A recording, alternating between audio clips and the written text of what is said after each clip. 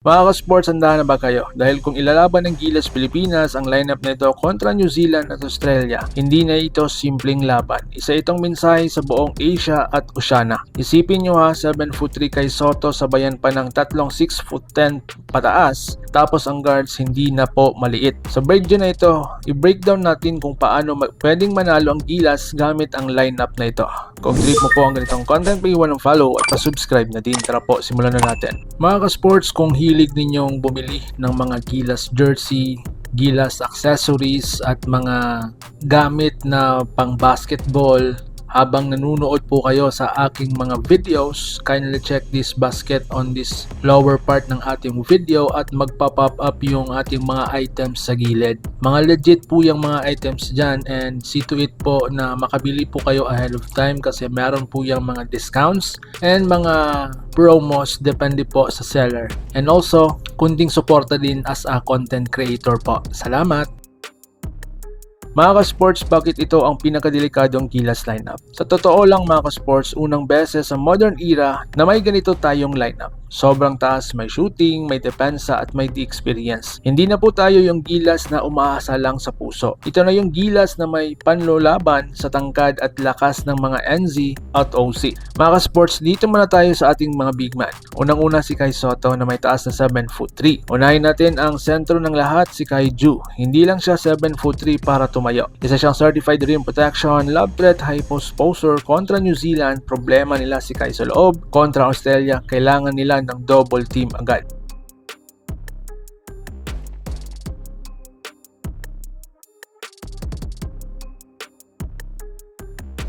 Sumunod si QMB na may taas na 6'10". Ang player na ito yung isang modern big. Kayang sumabay sa pick and roll, kayang lumabas sa perimeter, hindi mabagal. Ito ang perfect match-up kontra mobile bigs ng mga NZ.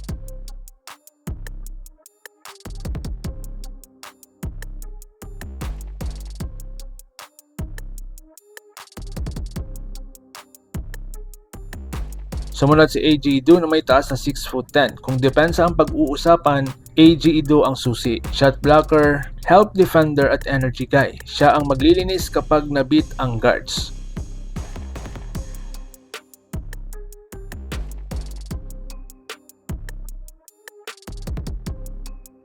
Sumunod si Junmar Fajardo na may taas na 6'10". Huwag po natin siyang kalimutan, pinaka-experience na big man natin. Kung mabagal ang laro, kayang-kaya niyang durugin ang loob.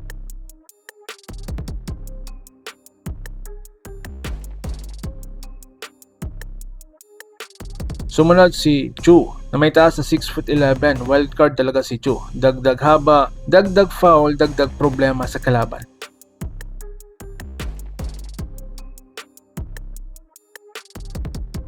Sumunod, dito muna tayo sa wings, no? Hindi na tayo mababangis sa bilis lang. Unang-una, kung mababalik si Carl Tamayo, no? Na may taas na 6'10". Stretch forward, clutch shooter, kapag pinasok mo si Tamayo, lalabas ang big man ng mga kalaban, opening ang loob.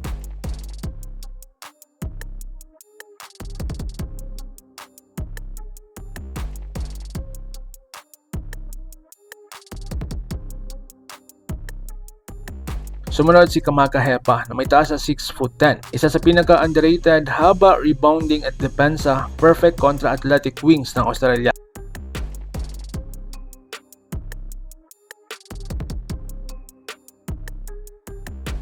Sumunod si Justin Baltasar kung mapili, no? 6'9". Isang certified high IQ, hindi flashy pero laging nasa tamang lugar.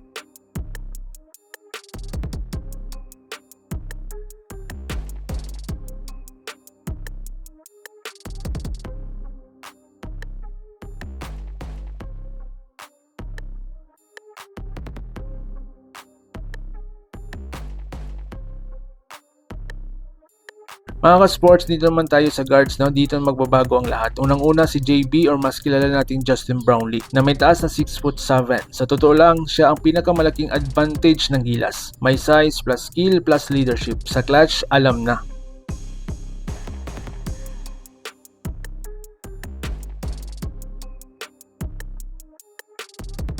Sumunod si Dwight Ramos na may taas na 6'4", isang two-way guard. Kaya niyang bantayan ang top scorer ng NC at Aussies.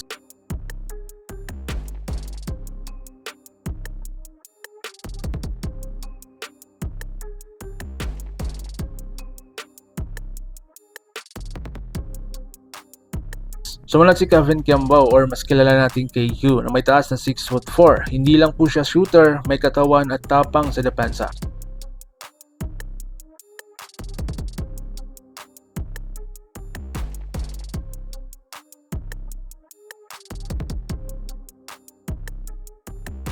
Sumunod kung makuha ang player na ito, si Remy Martin na may taas na 6 flat. Napakabilis ang player na ito ang sagot kontra full court pressure ng Australia.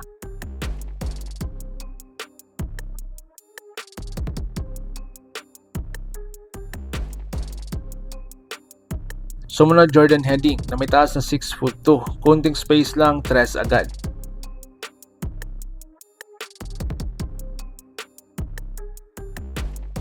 And lastly, si Parks Wright at JDL. Physically, spacing at energy, kumpleto ang rotation. Mga ka-sports, paano mananalo ang Gilas? Tatlong susi mga ka-sports. Una-una, dominate the paint. Sa pagitan ni Kai, Edu at QMB. Sa spacing naman, si Tamayo, Heading at Kiambao. At hindi tayo matalo sa bilis dahil may Remy, Ramos at Brownlee. Kapag mag-click ito, hindi na po tayo underdog.